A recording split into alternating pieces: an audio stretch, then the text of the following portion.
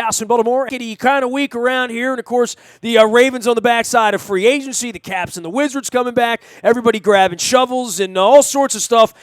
But we got soccer, and I want to make sure everybody knows what's going on Wednesday night now. They moved the championship game from Tuesday to Wednesday up in Harrisburg. Dennison Cabral, my old pal, he used to be on our side of the fence. Now he's moved to the Pennsylvania side of the fence. And this has become quite tasty, this Harrisburg Heat-Baltimore Blast rivalry. Dennison, you got dirty with the Blast on Saturday down here in Baltimore. This has turned into a great little story, I think, all the way around as the Blast are going to try to chase you guys up to Harrisburg on Wednesday, huh? Well, the idea, Nestor, is to keep the excitement for the fans. I'm sure that everyone that had an opportunity to watch the game live on Saturday, they had a great time. It was very exciting. Goals back and forth. Two great teams playing against each other and fighting for going to the second round of the playoffs. So. It was nice. It's sometimes I feel weird. I feel out of place, when I'm playing coaching against Baltimore. But at the same time, my heart and my whole commitment is with Harrisburg, and people are going to see the same excitement that I had, and all the clubs and teams that I coached and I played before. They're going to see the same thing with Harrisburg. The fans are great. The organization's awesome. The city, welcoming us, with open arms. So I'm very excited about representing Harrisburg. This is weird for me, right? I mean, and it's probably weird for Ed Hale. It's probably weird for Carl. Carl's been a Blast supporter for so long, then decides to buy a team, and you get involved, and Carl reaches to you out of the futsal side. And I mean, I remember you when you didn't speak English, Denny. I mean, this is an incredible thing, and for you to put this thing together in Harrisburg, just systematically. I know we talked at the very beginning of this when Carl bought the team about possibilities, and let's be honest. I mean, Harrisburg was struggling, and that's how the franchise became available. And you were sort of brought in to bring in the type of players that could compete with the Blast. You were a part of championship years with the Blast, the Spirit before that, and being a part of the Baltimore thing. Just soup to nuts from the beginning. You must be pinching yourself right now that you guys are in this position to knock the Blast out on Wednesday night. Well, it was always part of the commitment. It's to make sure that we put our best effort out there as players, as coaches. So bringing in top-notch players, treating them professionally, practicing every day, get them full salary, and making sure those guys are taking care of the places to live, and commit to this. That's what I told them. I said, I'm not going to be driving up to 83 2 hours and then train you guys and come back home another 2 hours almost every single day. Just to put the uniform and said that, we got a few more wins than last year. I said our commitment is to make sure that we can compete, and to compete we have to treat everyone professionally. We have to conduct ourselves as professionals, and then we have to put our best effort practicing, preparing ourselves for games, and really go out there and put our best. So it worked out great. Great start. I never settled for let's just finish 500 or let's just a couple more wins, and then we're going to build up for a few years. The idea, it was from the beginning, can we, as a group here, coaching staff and players, can we together work and hard enough to fight for a playoff spot? Well, it's a big shot, but guess what? We did. We committed. My assistant coaches and the players all committed. Everybody was on the same page. We went through a lot of problems. We had to leave some players, or let players go, change a little bit of the roster. But we finally got the right, group in, and everybody's totally committed. It's awesome. We talked about it. The first step, it was done. We finished second place. And now the idea is that we talked about it. This is not enough. We have enough talent. The team is committed. We showed it on Saturday that this team is a team that can fight for the championship, and why not? We're playing it against all the big teams, out Denny, there. you mentioned talent, and this is where I kind of want to really begin for you? Because there's no one that's been closer to the league, to the game, to the indoor game, to the Blast. You know systematically how the Blast did it. You've been around Ed Hale for, a decade and a half and seeing how it was built. Danny Kelly and, Kevin, all the people that put the Blast together. And every year they would compete for championships, whether it was out in Milwaukee, going to Mexico, anywhere, anywhere they play indoor soccer, the Blast have always been very representative. And when it came to your desk to take this thing over, I'm sure the first thing you're thinking is, well, where am I going to get players, to go compete with that? And you mentioned the talent level. And the first thing I would have said 9 months ago when Carl told me he was buying the team and you were going to coach the team, he didn't even know how well we knew each other, through all of these years. And the first thing I thought was, well, that's a noble goal, and I think it's cool, and I think it'll take some time, and you better be ready to lose a little money, and obviously buckle down and have some sweat equity and all this for all of you. But the hardest part for me would have been, well, where are you going to get the players? Because the Blast usually have gotten first pick of the players, even a kid like you from Brazil, right? I mean, you came up to be a part of the Blast because there was a tradition, and you didn't have that in Harrisburg. You were trying to seed that and start that. But I would say the first thing you had to do was at least go get a handful of players that you could count on that you knew were of that caliber that could compete with the Blast. Well, we went through a normal process, which, was the tryouts, open tryouts. We had over 50, guys that already, some have played already, some just leaving college. So over 50 people came off the tryout for us. We also did, we did some research on players looking to come out of here and play indoor for the first time. We looked for, possibilities. I have connections in Brazil with the 7v7. It's a professional league that we call Futebol Sete or Foot Sete. And I made some phone calls, but more than anything else, it was a recommendation from players like Lucio Gonzaga knew Thiago, who's one of our top players on the team and one of the top players in the league as a rookie. Played it together for years. So I went through watching some videos, connecting with him online, Googled the goalie who, in my opinion today, is the top goalie in the league. And, went through some tapes, talked to some people that I know back in Brazil, and we took a chance with 7 goalies trying out for us this year. We took a chance, and then we brought him in. He got some training by Sagu. We brought a Sagu from Dallas here for 3 days, and he did some training with the Ugo because of the language and because of the rules. So, we went through, the process and the normal process, but recruiting, it was a very, very important for us, obviously, to get somebody who can take care of the goal, which is, you can win championships with having a really good goalie. And obviously, with we had Lucio helping us out, letting me know the players that he played with and he played it against in the league in the past 3 or 4 years. And some people start calling. They felt that this was a good fit. Some people from town, they left. Like we have our captain Basso. He was playing, out of state, playing in places where really didn't feel home for him. And he ended up asking us, hey, what is the goal? What's the opportunity here for us? Is there something that we can talk about it?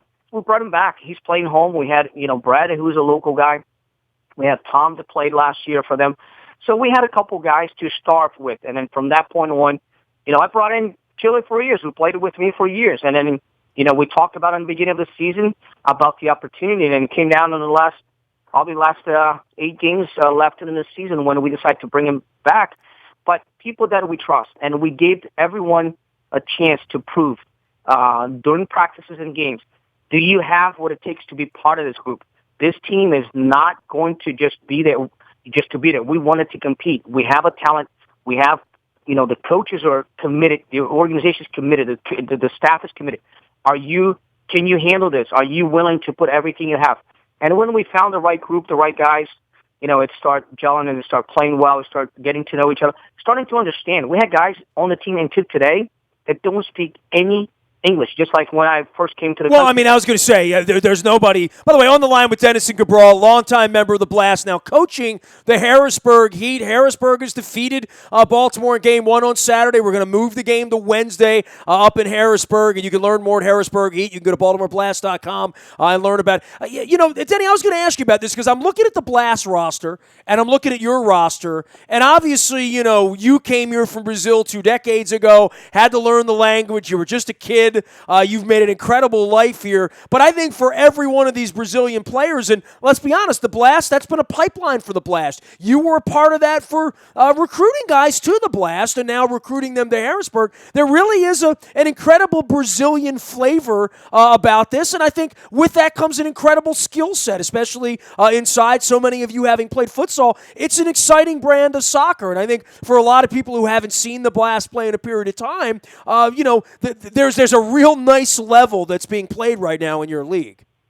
Yeah, well, the connection, it comes not just, just because they're Brazilians. There's some Brazilians that came to try out that I told them they should not even try it out anywhere else. They should just go back to, to play a pickup game and just give up. But, now because they're Brazilians, they have the entitlement to, tell everybody that they're good enough, that they should be, playing at a professional level. So we treat it, the same way with everybody else. We have, this is the mix. We have a player from Argentina, another one from Portugal. We have from England. We have from Brazil. We have from Cuba. We have from Canada. We had tons of different. That sounds like the whole World Baseball Classic all getting together on one team, Denny. That's correct. And one of the things, Nestor, not too many people know, but when we first start talking, when I was with the Baltimore, first ever talking about bringing up players and run a tryouts, it was done in my hometown. One of the players I brought in, he's still playing. He played for the Blast, and then he's playing for Cedar Rapids. Played for Milwaukee. Pablo and Lucio came through the same tryouts. Another one came through the same. So we started opening up the doors, and then the results start working out. And then now we have several Brazilians in the league. And just like when I first came to play for Baltimore, it was funny because it was tons of Yugoslavians. Everybody that was good on the ball, that scored tons of goals, and then I'm like, oh, it's another from Yugoslavia, another guy, and it was funny. I was like, okay, now we have the Brazilian connection, but it comes down to when they're comfortable playing the game, and they understand that this is going to be a little bit more physical, get used to the boards, and see guys like Sagu, like Tatu, Zizinho, and they see Lucio, they know about myself, so they know about those guys that end up doing well. And if they follow through the rules and then those guys behave themselves like professionals, they're going to continue doing well. And they're going to do well like everybody else did. Give me the whole lowdown on what happens on Wednesday. And obviously, the snow has set this thing back, but people aren't familiar with the format. I know we got some Blast fans who are locally. A lot of people were tuned in on the internet on Saturday night through your channel, through the Blast channel, out on YouTube as well. I had people talking about it on my Facebook thread as well, so it's a pleasure to have you on. What has to happen for the Blast to win on Wednesday? It's the Baltimore side of this. Is you got to win the game out. Then what happens if the Blast challenges you and wins the first game outright? Well, it's no golden goal, right? It's a different kind of format, right? Well, the way it works is right now we are up 1-0 in the series, and if they win the next game on Wednesday, what happens is that we're tied 1-1 and goes to a mini game. And the mini game it starts from zero. You can roster players that didn't play in the game, and that night it starts totally from zero. You give the whole roster sheet, you can change players or whatever you wanted to do. If you get a red card, if any player get a red card on that second game, they're not allowed to play the mini game. So they get the suspension, all the way to the mini game. So that means that's going to be forcing if the Blast ends up winning. It's going to force the third game, which is the mini game. The mini game will be 15 minutes, and it's just a normal, just like a normal quarter, and there's no golden goal in that, right? So the winner of that game breaks, the tiebreaker and end up, moving on. And Milwaukee's on the other side, is that correct? I'm sorry? Who is on the other side? Who's waiting for you on the other side? Milwaukee? Yeah, they just won today, Milwaukee at home, and it went through a overtime. It went to the golden goal. So here's the situation again. If it's tied 1-1, goes to the mini game, 15 minutes. If there's no winner on that side, it goes to 10 minutes golden goal. Okay. So So there is a possibility of a golden goal, but you would have to lose the first game and tie the second game, right? I mean, that's how that would happen. And hey, stranger things have happened, and you know how tough the Blast. I mean, the Blast are going to be very focused on Wednesday night. I don't think there's any question about that, right? Yeah, we had a conversations even right after the game in Baltimore. The job is not done yet. I'm seeing things happening back and forth, and we've been around enough. Lester, another assistant coach, and Gino. We played enough years that we saw so many things happening. And even for myself, never forget about my very first championship, losing 12-4 in Milwaukee against an unbelievable team that Milwaukee had. We ended up winning the game and winning the championship of 13-12. So anything can happen. And so our focus was when we finished the game, I told everybody in the locker room, it's not over yet. There's no overreaction. There's no overcommitment here to celebrate anything because it's not done yet. It will be done after the last whistle on now Wednesday. So we got to focus. We're going to go back to practice. We're going to have to focus on what we have to do until the game is decided if it's going to be Tuesday or Wednesday. When they decide Wednesday, we email everybody. Here's the plan. This is what we're going to do. And then my last line was, the job is not done yet. It's not over. And everybody's focused. We know that they're going to come out. They have really no other option. They have to win in the first game.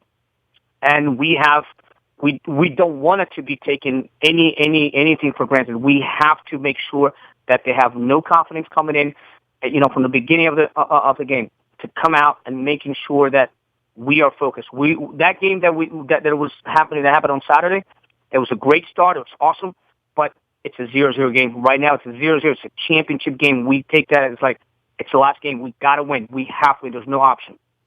Denny, it's always great to catch up with you, and I got to tell you, your ears must have been burning about a week and a half ago, 2 weeks ago. My wife and I were driving through the middle of the North Island of New Zealand, and we were driving from Rotorua up to Auckland, New Zealand. And, you're driving on the left side of the road, on the right side of the car. It's very screwy. And I'm driving along, and I looked out to the left, and there was a big field. And, over there they play cricket, they play rugby. But I saw a huge sign that said, sign up for our futsal club team now. It's a gigantic billboard for futsal on the roadside in New Zealand. So I know that's your love. That's your passion. I'm just letting you know they play futsal in New Zealand, but I think you probably already knew that. Well, it's nice because on top of that, my sister lives in New Zealand, and then there's a club out there with they starting already probably started the last like 5 years, but they're really strong, very committed to teach futsal at the next level. It's awesome. But yeah, it doesn't surprise me, but I do appreciate you guys are thinking about me, and I'm glad that somebody respect the fact that it's futsal in New Zealand and in China and in Russia, everywhere in the world. But that's nice of you guys to think about me. Always think about you, man. He's out on Twitter as well. It's _DCFA. That is Dennis and Cabral Futsal Academy, DCFA. You can follow Denny out there on Twitter, or you can follow him at theharrisburgheat.com. And if you're a Blast fan, Denny, you're not going to be real popular. You and Delmont both are not going to be real popular around here Thursday if somehow you beat the Blast. You do know that this is a very sticky situation for everybody involved, right? Well, I honestly, again, this is what my focus on right now. I'm wearing a different jersey. I do have respect for the organization, for the fans, for the history, and for all the good times and all of that. When I go to Baltimore, I feel that it's still home for me. When I'm out there as a coach, I feel that is a home for me, and I believe that I earned that. And I never ever will lose any respect for anybody who works for that organization, whoever plays for it, and whoever's cheer for them. It's a first class organization. But right now, my heart, all my energy, my focus is with the Harrisburg Heat. And I never thought in my life that I would be coaching professional indoor soccer. And then I had this opportunity. And every time that I coach, that I go to practice, that I focus on what I'm doing here, I feel honored. God's been blessed me with this opportunity, and I'm going to do everything that I can to make sure that this team, with my teammates, with my coaching staff, our fans, that by Thursday we are on the second round of the playoffs. We're going to do everything that we can to put the best show out there for our fans and for the community. I can't root against you. You know that. I love you too much. So good luck to you. Good luck to Ed Hale. Good luck to everybody on Wednesday night. We will definitely be watching the games up at the Farm Show Arena, unless weather gets even crazier than this crazy thing they're talking about. Dan, always great catching up with you. I know you got a lot of work to do. I know your time's busy. Good luck to you guys this week. You're putting on a hell of a show for everybody out there, pal.